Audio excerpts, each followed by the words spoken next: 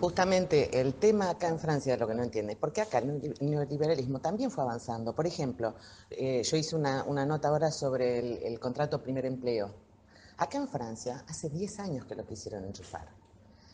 Hubo movimientos, son estudiantes secundarios y universitarios que lograron bloquear, terminaron frenando todas las universidades, los sindicatos se tuvieron que agregar atrás. ¿Y cuál es la pregunta?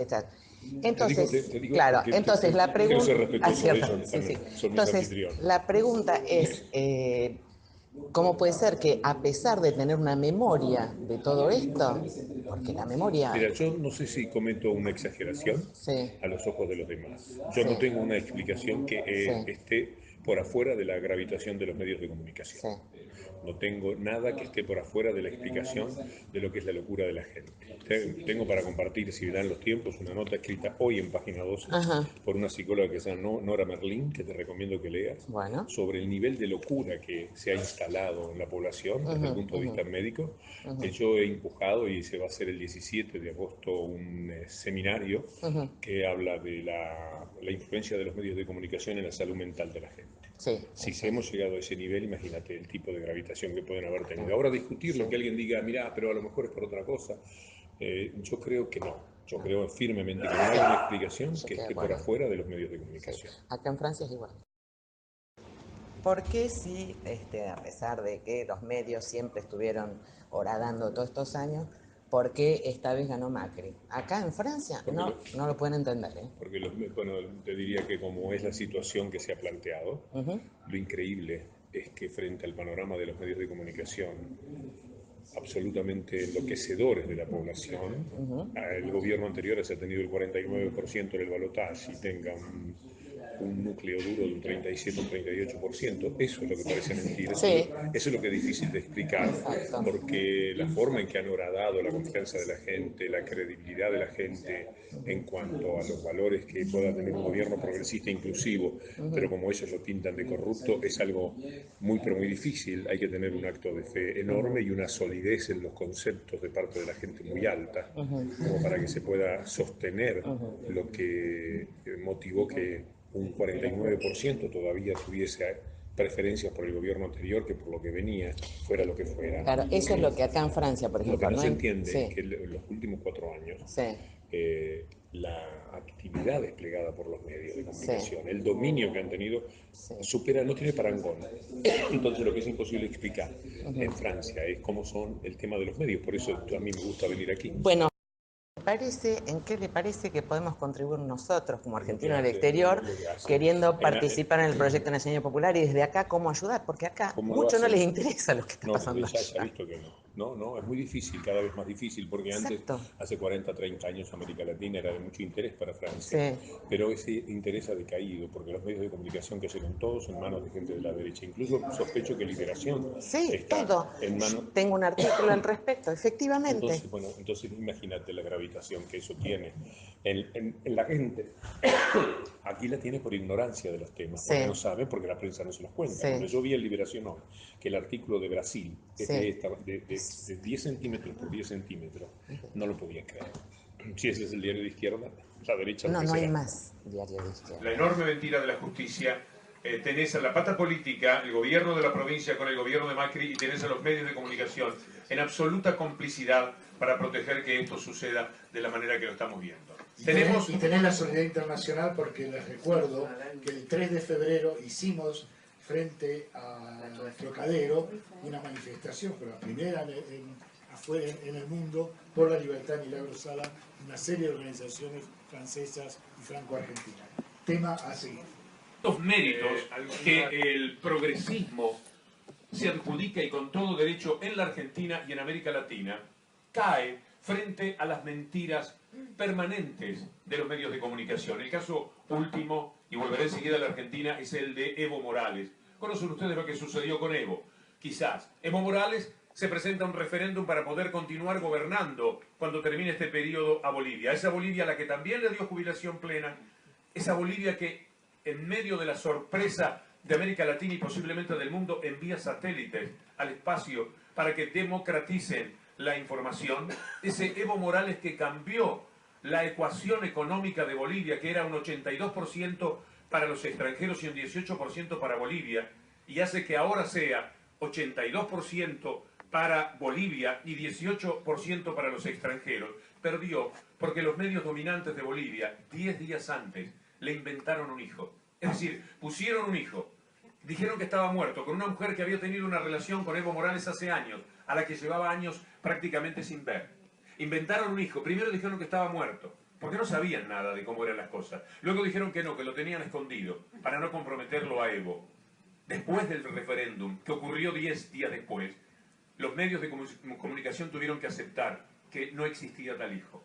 Nunca hubo un hijo de Evo Morales. Y de esa manera consiguieron enloquecer a la gente de Bolivia para que votase en contra de sí mismo, en contra del pueblo, el pueblo en contra del pueblo. Que los ricos de Bolivia voten contra Evo Morales, los ricos siempre van a estar bien, no hay ningún problema, pero que el pueblo de Bolivia vote contra Evo Morales es absolutamente increíble. Tienen que estar muy pero muy mal. ¿Cómo lo consiguen en la Argentina? 2015, año de las elecciones. Todo empieza con uno de los crímenes mediáticos más aberrantes que se hayan cometido jamás. Inventar que un suicidio de un fiscal fue un crimen. Pero además de ser un crimen que por supuesto no existió, es un crimen cometido por la propia Presidenta de la República. Entonces, ¿cómo se hace un ciudadano que no está alertado plenamente de la capacidad para mentir de los medios de comunicación? ¿Cómo hace un ciudadano para decir, a mí me importa que todos están jubilados, así que no me importa que la presidenta sea una asesina? ¿Quién se anima a ese discurso? ¿Quién lo puede verbalizar a ese discurso? Es imposible. Entonces, allí está una parte de la explicación. Pero eso no fue lo único que hicieron. Cuando estaban llegando las elecciones, el candidato a gobernador de la provincia, que tiene el 40% del electorado en la República Argentina, fue acusado sin ninguna prueba por alguien que sacaron de la cárcel, que está preso a perpetuidad. Lo sacaron de la cárcel para que hablase por televisión contra el candidato a jefe de gobierno, a gobernador de la provincia de Buenos Aires, acusándolo de ser el autor ideológico de un triple crimen. Ahora bien, cuando preguntan en Francia, ¿cómo es que ganó el neoliberalismo?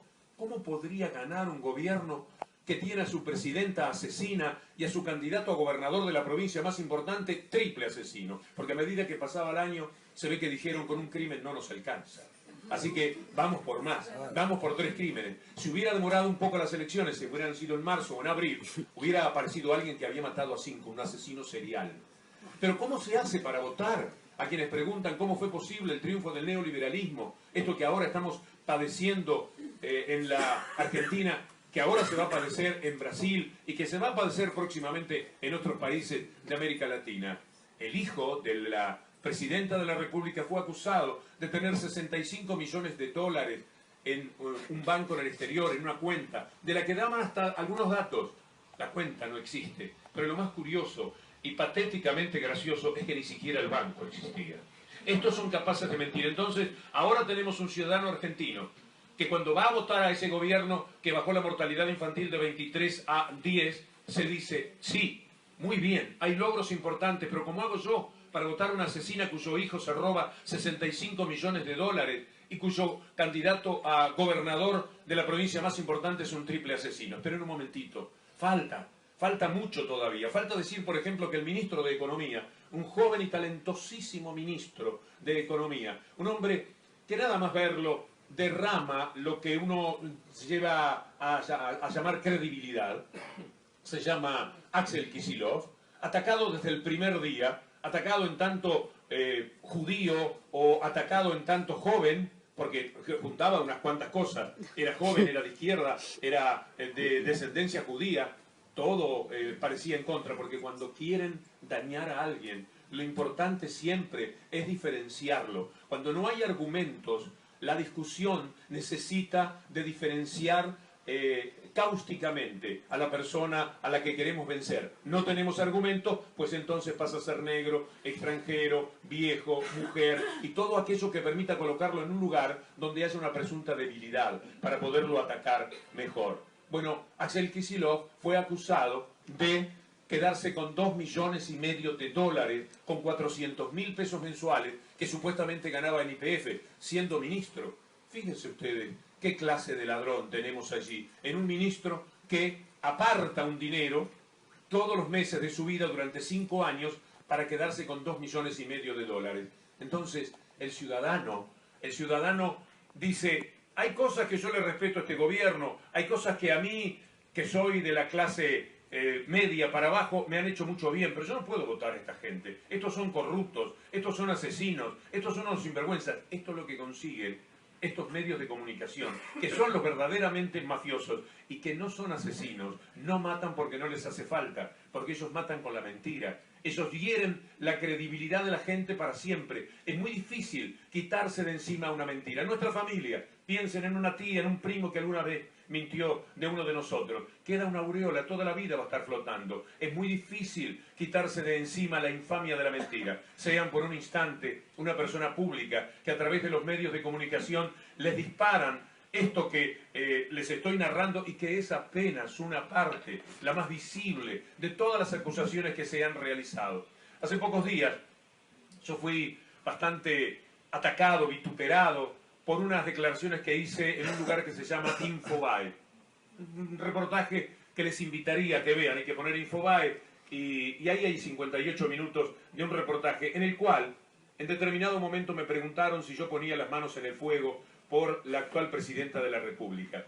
¿Acaso porque tengo mucho dolor conmigo mismo, porque hace 6 o 7 años lo de la corrupción parecía mucho más creíble, porque no teníamos el entrenamiento para asistir hoy día a lo que dicen los medios de comunicación?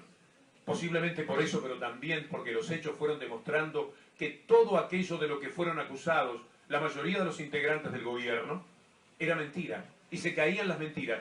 Pero ¿qué ocurre? La nueva mentira tiene la eficacia de recoger el aliento que deja, el mal aliento que deja, todo lo que antes se dijo. Entonces, se crea una nebulosa, una neblina, algo que intoxica a la gente para decir que toda la vida hubo corrupción y dentro de eso maniobran con lo nuevo. Cada vez les quedan menos elementos, cada vez es más pobre lo que tienen para decir, pero siempre les está funcionando la posibilidad de hablar de una corrupción que finalmente nunca consiguen demostrar. ¿Y por qué es esto? Porque el neoliberalismo no tiene cómo luchar contra las izquierdas, porque las izquierdas aún funcionando mal para el hombre común, para el hombre de los sectores bajos, es la única guarida, la única sábana, la única cobija posible para defenderse en este mundo salvaje de la libertad de mercado, que en América Latina es todavía mucho más dañino que en esta Europa que se construyó de otra manera y que es mucho más lenta en advertir los síntomas de lo que el neoliberalismo es capaz de hacernos. Pero ¿cómo podría discutir el neoliberalismo con la inclusión?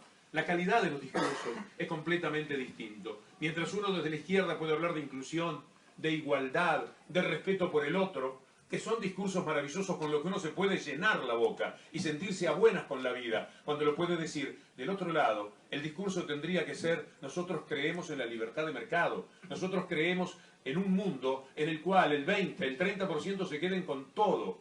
El mundo está hecho para 62 personas que tienen ellos solos, 62, el capital de 3.500 millones de personas. El 1% tiene lo que el 99% de restante. ¿Podrían golpearse el pecho los neoliberales, los representantes del poder financiero internacional, con que ese es un mundo aprobable, con que ese es un mundo al que podemos nosotros aplaudir o respetar? De ninguna manera. Entonces no hay discurso posible de ellos. ¿Por dónde van? Por el lado de la corrupción. En América Latina, el tema de la corrupción como tal nace en los años 90. En los años, a la salida del doctor Raúl Alfonsín, que alguna vez estuvo hablando aquí en la Maison de l'Amérique Latine, cuando la Argentina respiraba el aroma de la democracia que estaba llegando a nuestros países. Pues a la salida de ese gobierno, del que después nunca nada se pudo demostrar, si hay algún argentino presente, recordará el caso de los pollos Mazorín, por ejemplo, que fue uno de los más famosos. Un ministro que, como la empresa multinacional que vendía los pollos no los quería entregar, no los entregaba, compra pollos afuera. Se compran pollos afuera para vendérselos al pueblo argentino más barato, pero quedan algunos pollos que se pudren.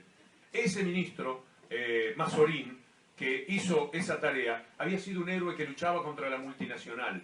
Lo presentaron de tal manera que pareció que era el monumento a la corrupción. Y así también atacaron al doctor Alfonsín en los años 80. El Tiempo dijo que no era verdad nada de lo que se dijo de Alfonsín, que más tarde fue acusado, peor todavía, de tener implicancias con el BCCI, un banco que supuestamente había realizado negociaciones por afuera de toda ley de la mano de Alfonsín. También era mentira, porque siempre es mentira. ¿Por qué llegó el discurso de la lucha contra la corrupción, del tema de la corrupción? Porque es el único camino que tienen para enloquecer a la gente. Es como han enloquecido a Brasil. A Dilma Rousseff no la voltea, no se cae por un tema de corrupción. Ella no tiene absolutamente nada que ver, además, con los temas de corrupción. Aquí hay un excelente músico argentino que toca el viernes que viene, aquí ténganlo en cuenta, se llama Blas Rivera, y está, veo, acompañándonos unos días antes, que bien conoce porque vive en Río de Janeiro desde hace muchísimos años, y bien conoce qué es lo que pasa en estos momentos en el Brasil. Bueno, Dilma no cae en función de la corrupción, ni siquiera de eso, porque no lo han podido demostrar, pero en el clima que ellos generan, como en los teatros, vieron cuando en determinado momento desde atrás del telón ponen un humo blanco que envuelve la escena, así